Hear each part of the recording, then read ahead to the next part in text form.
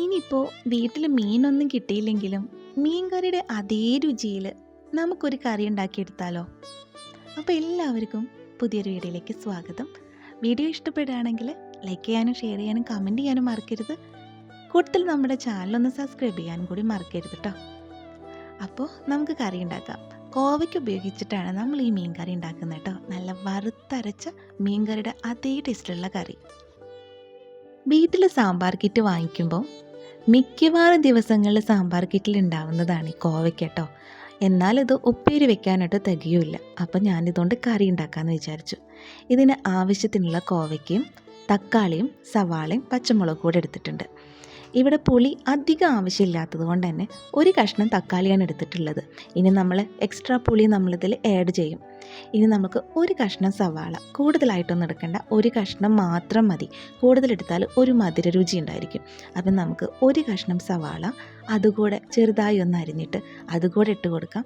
ഇനി നമുക്ക് ആവശ്യത്തിനുള്ള കോവയ്ക്ക കേട്ടോ. അധികമായാൽ അമൃതം വിഷം, അങ്ങനെയാണല്ലോ. അപ്പോൾ അധികമൊന്നും വേണ്ട, ഒരു 5-6 കോവയ്ക്ക മതി.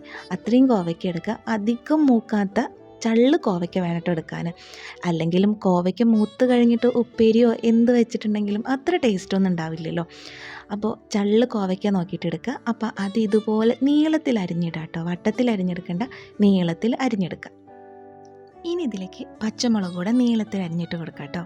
ഓരോരുത്തർക്ക് എരിവിൻ്റെ അളവിലും വ്യത്യാസമായിരിക്കും. അപ്പോൾ എരിവിനനുസരിച്ചിട്ട് പച്ചമുളക് ഇട്ട് കൊടുക്കുക. നമ്മളിതിൽ മുളക് പൊടി ചേർത്ത് കൊടുക്കുന്നതാണല്ലോ. അപ്പോൾ ആവശ്യത്തിനുള്ള പച്ചമുളക് കൂടെ അരിഞ്ഞിട്ട് കൊടുക്കുക.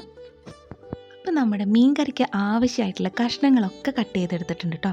തക്കാളി, സവാള, കോവയ്ക്ക, പച്ചമുളക് എല്ലാം എടുത്തിട്ടുണ്ട്. പുളിയും വെള്ളത്തിലിട്ട് വെച്ചിട്ടുണ്ട്. ഇനി നമുക്ക് അരപ്പിനുള്ള വറവ് ശരിയാക്കിയെടുക്കാം. അപ്പോൾ തേങ്ങ എടുത്തിട്ടുണ്ട്. ഇനി ചീൻചട്ടിയിൽ വെളിച്ചെണ്ണ ഒഴിച്ച് ചൂടായിട്ട് വരുമ്പോൾ നമ്മുടെ തേങ്ങ അങ്ങിട്ട് കൊടുക്കാം കേട്ടോ. തേങ്ങ നന്നായി വറുത്തെടുക്കൊന്നും വേണ്ട, നല്ല ബ്രൗൺ കളർ ആക്കൊന്നും വേണ്ട, ചെറുതായിട്ടൊന്ന് മൂപ്പിച്ചെടുത്താൽ വേണ്ടി മതി. ഇനി ഇതൊന്ന് നമ്മൾ നന്നായിട്ടൊന്ന് ഇളക്കി ഒന്ന് വറുത്തെടുക്കുക. ഇനി ഇതിലേക്ക് ആവശ്യത്തിന് 1 സ്പൂണ് പെരിഞ്ചീരകം ഇട്ട് കൊടുക്കുക കേട്ടോ. വലിയ ജീരകം ഉണ്ടല്ലോ. പിന്നെ മുളക് പൊടി, മല്ലിപ്പൊടി അതുകൂടെ ഇട്ടിട്ട് നന്നായിട്ടൊന്ന് വറുത്തെടുക്കുക കേട്ടോ. ഞാൻ നേരത്തെ പറഞ്ഞ പോലെ നല്ല ബ്രൗൺ കളർ ആക്കൊന്നും വേണ്ട. ഇനി മുളകും മല്ലിയൊക്കെ ഓരോരുത്തരുടെ ആവശ്യം അനുസരിച്ചിട്ട് എടുക്കുക. വറുത്ത തേങ്ങയും മസാല ഒന്ന് ചൂടാറി കഴിഞ്ഞിട്ടുണ്ടെങ്കിൽ നമുക്കത് മിക്സിയുടെ ജാറിലേക്ക് ഇട്ട് കൊടുക്കാം.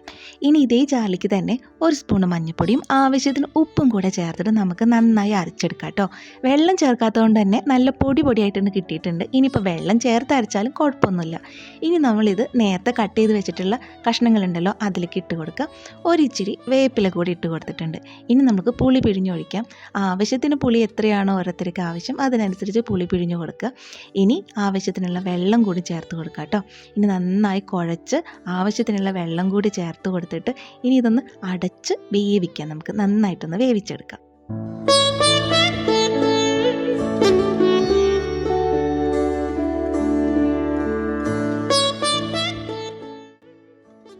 നമ്മുടെ കറി നന്നായി തിളച്ച് വന്നിട്ടുണ്ട്. കഷ്ണങ്ങളൊക്കെ വെന്ത് തുടങ്ങുന്നേ ഉള്ളൂ. ഒന്നുകൂടെ വറ്റിക്കോട്ടെ.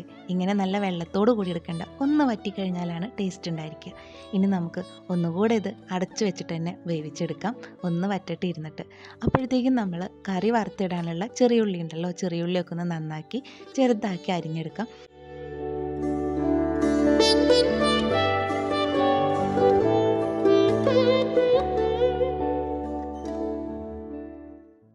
കറി വറുത്തിടാനായിട്ട് ആവശ്യത്തിനുള്ള ചെറിയുള്ളി അരിഞ്ഞെടുത്തിട്ടുണ്ട്.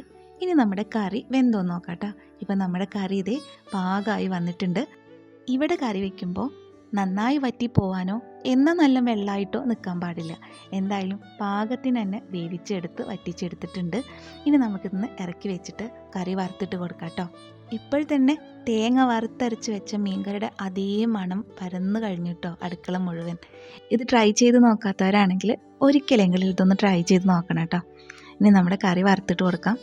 അപ്പോൾ നമ്മുടെ കറി റെഡിയായി. ഇനി നമുക്ക് ചോറുണ്ണാം. മീൻകറിയുടെ അതേ രുചിയിലുള്ള കറി തന്നെയാണ്. അപ്പോൾ എന്തായാലും എല്ലാവരും ഒന്ന് ട്രൈ ചെയ്ത് നോക്കുക. നമ്മുടെ വീഡിയോ ഇഷ്ടപ്പെടുകയാണെങ്കിൽ ലൈക്ക് ചെയ്യാനും ഷെയർ ചെയ്യാനും കമൻറ്റ് ചെയ്യാനും മറക്കരുത്.